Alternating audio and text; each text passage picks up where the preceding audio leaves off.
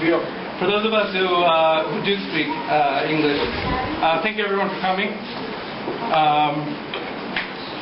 Thank you to all our friends and neighbors. Many came from far distances, and both for joining us and for helping before and after Malka gave birth with preparing food and taking care of the kids, and it really touched our heart. Thank you.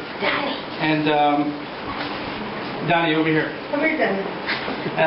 Special thank you to my mom and my mother and father, who has spent a greater part of the entire month here to be here for helping us and to be with us at this great Simchat.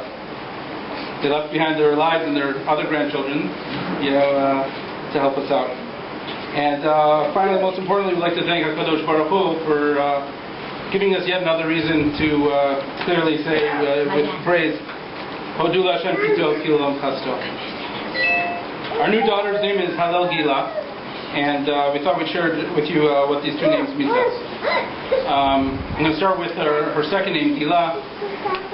Gila is named after two individuals from my family, one on my mother's side and one on my father's side. Gila, on my father's side, was, many of you may remember from previous events, my paternal grandfather was married with 3 children before the Shoah, and his wife and 3 daughters were all killed by the Nazis. And one of his daughters was named Gitla.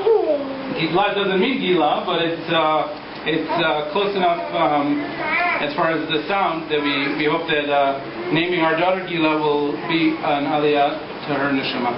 The second woman, actually Baruch Hashem, lived a very long life, is my mother's mother's grandmother. So it's Hallel Gilad Safta Rapta 3 times.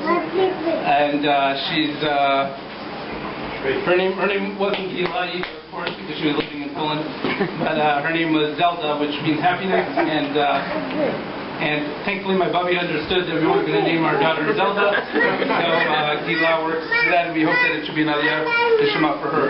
She lived a very long life, and she actually lost her vision towards the end of her life, but because she was so on top of things, she refused to get any help from anyone, and she lived by herself, and she was able to walk around even though she was blind and take care of her house because she had everything in order. And hopefully it should be an aliyah for her neshama as well. For Hallel's first name, Hallel, we thought we found a lot of significance in the name, and we say Hallel, the tefillah of Hallel on Rosh Chodesh, and we say it on different chagim, both chagim from the Torah, both chagim to Rabbanan. Some of them we say it on Yom Ha'atzmaut, and there are many different expressions that we use to thank or to praise HaKadosh Baruch Hu, but why dafka with the Hallel that we know? So there are three thoughts that we've come across that we thought were meaningful.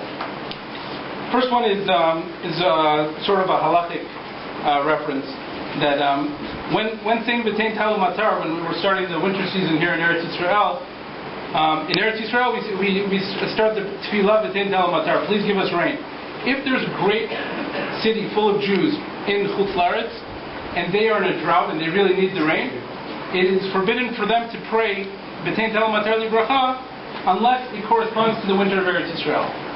And the Simchat Chinuch explains that the reason for that is because people who live in Chutz La'aretz, even if they're en masse and there's a huge community of people living in Chutz La'aretz, they're considered yechidim, individuals, and they're not considered part per se. And my parents are the only people here who live full time in Chutz La'aretz. You'll forgive me because for now because you know me well enough, but people, according to Simchat Chinuch, you're not considered part of Klal Yisrael, and in order for you to pray for rain, you need to pray for rain for Klal Yisrael.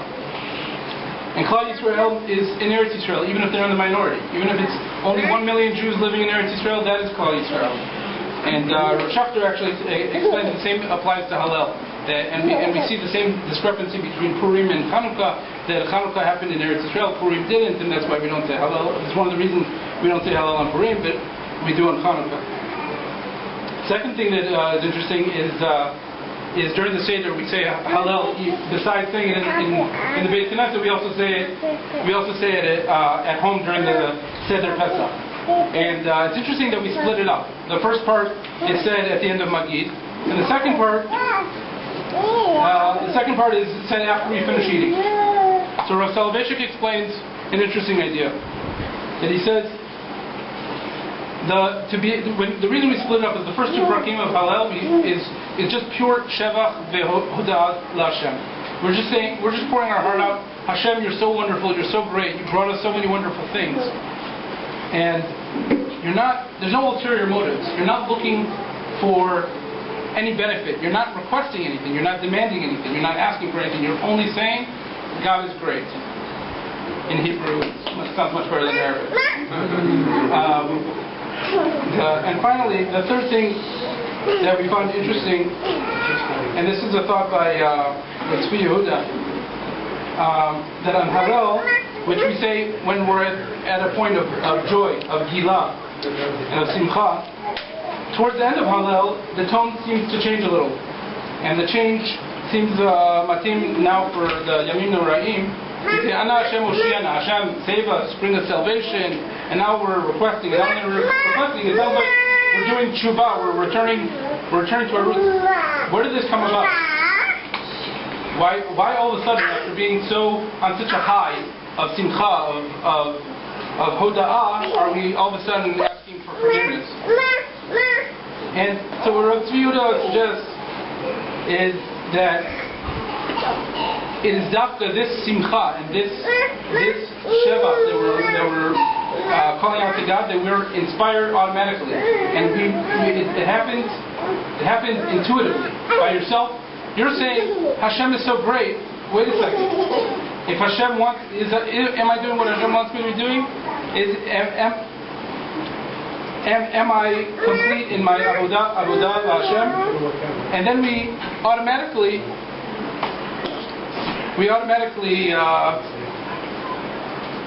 come to Ana Hashem Oshiana. We automatically come to saying maybe there's something we can still work on. And so we find that these three things, besides the general Hallel, we find these specific things are very important, hopefully, lessons that we can teach Hallel Gila, wherever she is, there she is, and all of our children, hopefully, that both the importance of being a part of the Klal, about being part of Klal Yisrael and Eretz Yisrael, the ability to be able to say Hashem, to be able to recognize God in everyday life, and not only chas v'shalom when things go wrong and all of a sudden you need God, and then you come to Him. It should be something, the ability to actually be able to see His hand in what He does every day. And being in the Cheder Leda, you really see that. And then finally, and as parents and as Jews, we hope to inspire both ourselves and our children to reach the heights of Avodat Hashem by being able to focus only on the positive aspects, being a my sheet of this is why we love Yahadut, this is why we love Torah and Mitzvot, not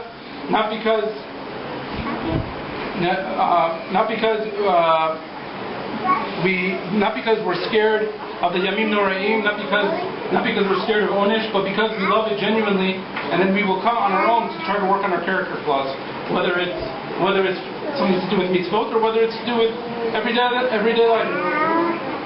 And finally, I would also like to thank Malka for being the amazing mother and wife she is.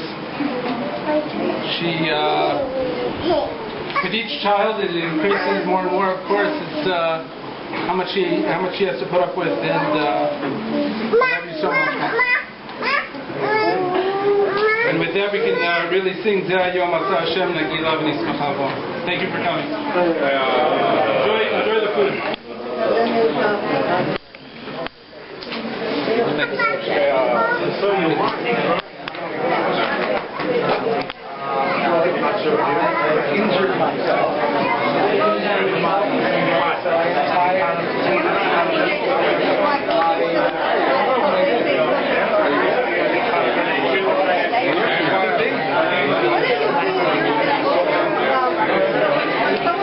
You know.